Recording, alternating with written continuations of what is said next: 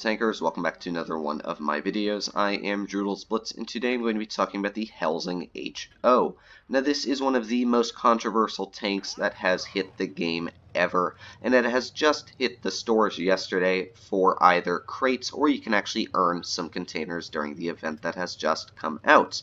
Now in this video I'm going to be talking about the Helsing, why it is such a controversial tank, how to run it, how to take it out, and of course whether or not it's worth it to gamble some of your money to try and get this tank, because it is in crates, which I hate so much. Crates are just my least favorite thing in the game, and it's only at a 3% drop chance. And something that really pissed me off, which I'm very agitated at Wargaming for doing, is actually putting the camouflage for the Helsing and the Dracula in crates.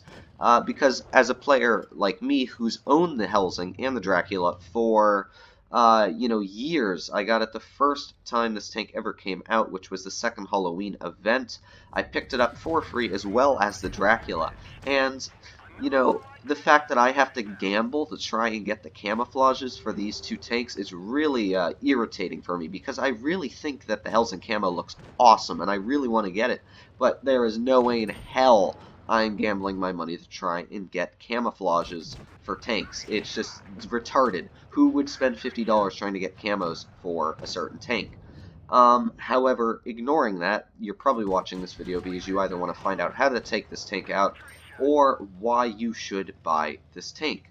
Now, straight off the bat, I'm going to say it, the Helsing is probably the most overpowered tank tier for tier in the game, disregarding the Kenyatta or, other tier 3s. I normally count tanks like tier 6 and up as in my comparisons, because I really just don't count tier 5s and below as a tier for anybody to play, really to be doing anything overpowered in. If you're going to play the game, at least play it fairly against enemies of your own tier. But back into that, the Helsing is probably the most overpowered out of all of them. Now the Dracula is a very good contender, and I would put the Dracula pretty much on par with this tank. However, the Helsing can just do so much more than the Dracula. It can bounce shells, it has more damage per minute. The penetration might not be spectacular, but it just feels so much stronger in the hands of an excellent player. And you could say the Smasher is better, and yes, the Smasher can be better in certain scenarios. However, the Smasher is a huge tank, and once that thing gets low on hit points, or once it shoots, it's a very easy target to take out. It's not very quick. It's going to be spotted very easily. The Helsing can just play every single role on the battlefield. It can be the light, it can be the medium, it can camp and be the tank destroyer, and it can be the heavy. It literally can do everything here. You can see I just tapped that SU twice, and I'm going to tap him again. I'm going to out-reload my enemy counterpart tier 7 tank destroyer. And by the way, that tank has a very nice damage per minute. This quick little game here, we picked up 3,760 damage, and not to mention, that's quite a nice amount of credits, 80,000. Overall, the tank is just so overpowered. I really don't like to run it. I've owned this tank for 3 years, how many years it's ever been out, and to be honest, I only have 400 games in it. Now that might seem like a lot, but that's literally about, I'd say I play now about 1 battle a month in this tank. The only reason I played about 20 games in it today was just to try and get used to it, get some good replays out, and really get the full opinion of my tank out. Now you may be asking, well, what makes this tank so overpowered? Because it does seem very good on paper, but it doesn't make it sound like it's this ridiculously overpowered tank. But when you see it in gameplay, it really just wrecks the enemy. And I'll start straight off with the damage per minute. This tank has 2,633, which is a crazy amount of damage per minute. Now, that's not a crazy amount for a tank destroyer at all. The ISU 122S has 3,000, I think, 200 damage per minute at tier 7. However, the Helsing goes 60 kilometers per hour forwards, which means that the Helsing is literally a medium tank. I don't count it as a tank destroyer. If you run it like a tank destroyer, that is probably why you're doing bad in it if you do own the tank already. You don't want to really run it like a tank destroyer. Its role is better as a medium tank. Now this game you're going to see me camp at the beginning, but that's just because I don't want to get detected. But the game before you saw I ran it aggressive, I chased the enemy lights, I was able to easily shoot them, I even fought the enemy tank destroyers. And that's because this tank is just so quick, plus it has that 2600 damage per minute. Just to give you an example, the AMX CDC, a tier 8 medium tank, which has one of the highest damage per minute in the game at tier 8 for a medium. The Helsing has more damage per minute than it, which means that the Helsing, a tier lower tank, which pretty much goes around the same speed as it and has a very, very similar camo rating, does more damage per minute than it, which is ridiculous. Not to mention, the Helsing actually has quite funky armor. You can probably bounce about, I'd say 30-40% of the shells you do receive, because it has very, very steep angles, the turret's a very troll pen. The whole tank is pretty ridiculous, to be honest, on the armor. And you can really see it perform well, but also the armor, I wouldn't really want to count any of your luck on it, because it's not strong at all past that little skirts on the side. The front can be hard to pen, but if you got a smasher aiming at your side, you better cross your fingers and hope, because it definitely will not bounce that. And if he's got HE, it will hurt a lot. And as I said before in the first replay, the balancing factor of this tank really is the low amount of hit points. If you're not a spectacular player and you really abuse your hit point pool at the beginning of the match, you're just not going to be able to do well. But you can see in this battle, we've already picked up 1900, and we pen another tune to that Jagdpanzer, dealing 2314 damage now. And you can see the gun is very, very accurate, and that's another thing about this tank, is that its dispersion might be 0.320, but the aiming time is excellent. It's 1.8 seconds. You can see here, it's just never, ever large. The aiming circle is always aimed in. And I'm not sure why they made the aiming so good on this tank, but you can see we already just managed to snap 2 shells right into him and back up.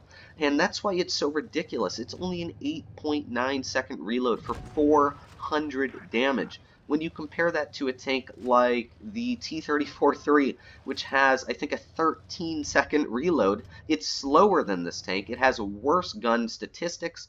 The penetration's pretty much the same. You can start to understand why this tank is pretty broken. It really doesn't make sense what Wargaming was thinking when they were releasing this. And it's pretty just hysterical to me why they released it in the state they did. And I've had some people tell me the tank's not overpowered, but it is. It's just completely broken.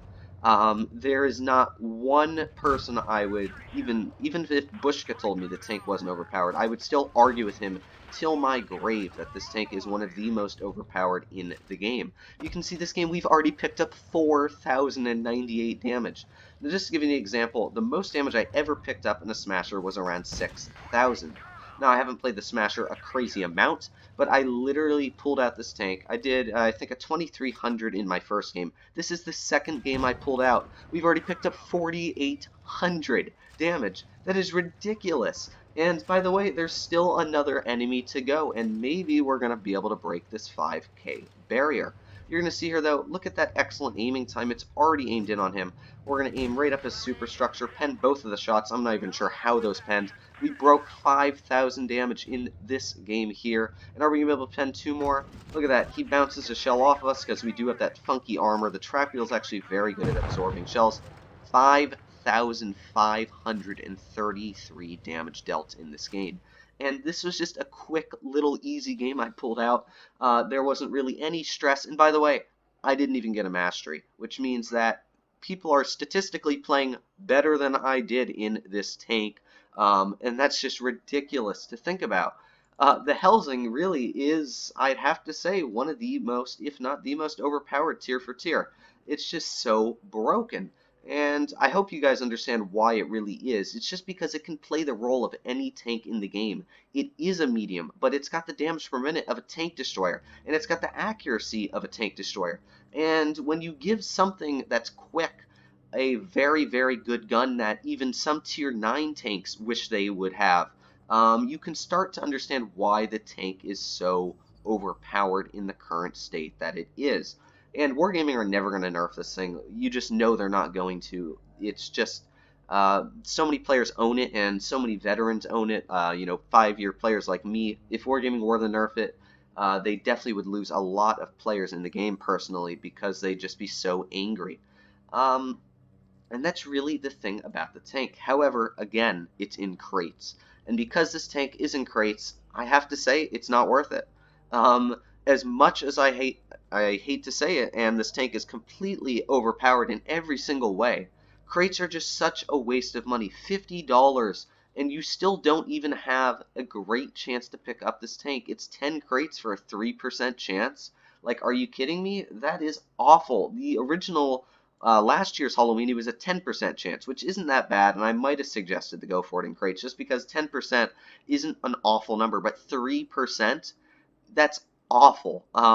And the fact that you could literally gamble hundreds of dollars away trying to get this tank just because you've heard it so overpowered and you could not even be a great player, pick it up and you end up doing awful in it because players just say, go out there, rush and die. You can't rush in this tank. It's not a tank that's meant to brawl with the heavies. If you go up against the heavies in this thing, even tier 6 heavies, you will be decimated because they're just going to pen you every time. This is meant to be like a medium tank and a light tank that just eradicates the mediums and the lights because, as I said, you literally have more damage per minute as them. You've probably got troller armor. You're going to bounce about 50% of the shells, and you're going to pen all of yours, and you've got a quicker reload. So that's really what this tank is meant to do. But as I said, I really don't think it's worth it. It's just disappointing to me that they're selling it in crates still. And that's the same for the Dracula. That's the same opinion I have for the Dracula. I'm going to be making a video on that probably tomorrow. But really, I hope you guys did enjoy my opinion on the tank and why it's just such an overpowered beast. But unfortunately, I have to say it's not worth it. Now, if you do want to go for this tank, and you do want to purchase it, you will definitely enjoy it. It's definitely an excellent tank. And to be honest, go down the event, get the Lycan, because as I said in the video yesterday for the Lycan, or 2 days ago, whenever I am posting this, the Lycan is a very, very good tank. And I'd really, really enjoy playing it. It's fun. It's a little bit overpowered, but I don't think it's to the point of like Smasher, as I said in the video. It's definitely not broken. It's overpowered, but it's not broken. And there's a very big difference between those numbers. And the Helsing, you can get containers for it. I think 4 or 2 of them going down the event for the Lycan, and you get so much free experience and stuff in the event. To be honest, just get the Lycan, and I think you get 4 Helsing and 4 Dracula containers, completing the whole thing. I think it's $20. That way, you at least get a tier 7 heavy tank. You get the tier 5 Nightmare. You get quite a few gold, free experience, premium days, plus you get a chance to get the Dracula and the Helsing. So it's a win-win either way, and you might pick up some gold in the containers. Either way, it's not that bad. But other than that, guys, I really hope you did enjoy this video and my opinion on the tank and the current state of it in the game. And other than that, I'll see you in the next one. Make sure to smash that like button if you liked it. If you didn't, hit that downvote button. Let me know why you didn't like it. If you don't think this tank's overpowered, which it is. But other than that, guys, I'll see you in the next one.